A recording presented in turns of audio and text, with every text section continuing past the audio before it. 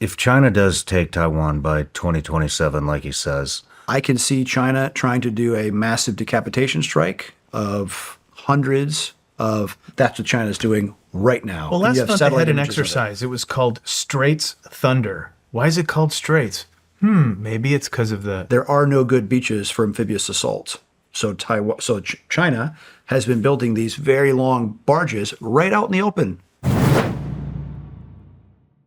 and I want to use this interview to kind of educate the audience, and not only the audience but myself, on why Taiwan is such a strategic location and why it's so important in the world. And when it comes to chip manufacturing, all this stuff. But, I did not realize how delicate that situation was due to its history with China until I started prepping for this interview. And I mean, I knew, the semiconductors, and it's been terrifying to me to think that China might take them. And they say they will by 2027. If China does take Taiwan by 2027, like he says, what is our response going to be? How does this go down? How does China take it? They've been practicing, you're talking about one brigade, now 42 brigades. They have been practicing a quarantine first, so a surrounding of the island to make resupply, naval visit, whatever, cutting off the energy, and basically laying siege to it.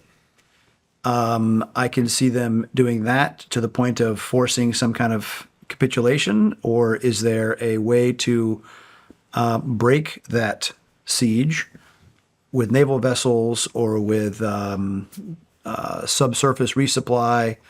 Lots of creative ways. Or I would argue that immediately there's a lot of other things that should happen to China's global supply chain, whether it's all the gas pipelines flowing in from Kazakhstan, Turkmenistan, Burma, Eastern Mongolia, or Eastern Russia.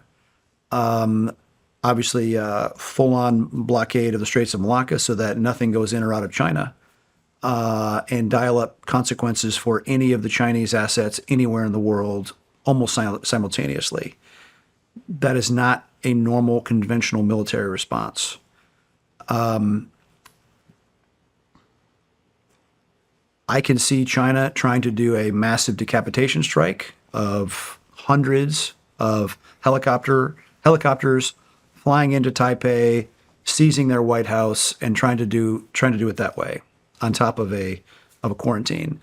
There's been pictures published of them building very long range or very long reach barges, like floating piers that they could offload multiple ro-ro type vessels that they would use in amphibious assault.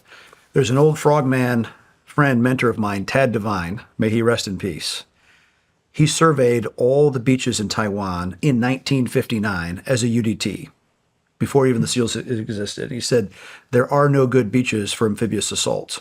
So China has been building these very long barges right out in the open, able to, you can buy commercial imagery of them. There's no other earthly reason for those to exist other than to seize Taiwan.